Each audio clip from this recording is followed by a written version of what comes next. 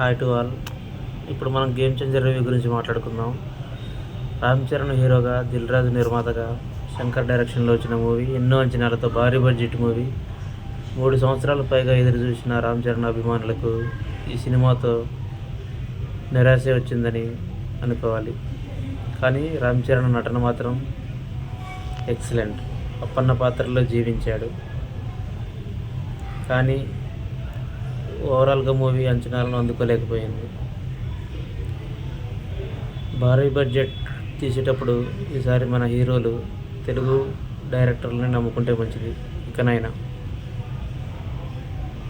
పాటలు బడ్జెట్ 70 కోట్లు పైగా అన్నారు, ఓకే. కానీ స్టోరీలో కంటెంట్ లేకుంటే మాత్రం ఎన్ని కోట్లు తీసినా ఉపయోగం ఏంటి? కామెడీ పండలేదు. వెన్నెల కిషోర్, సునీల్ పాత్రలు వెళ్ళబోసాయి. బ్రహ్మానందం ఎందుకు వస్తాడో తెలియదు, ఎందుకు వెళ్తాడో తెలియదు.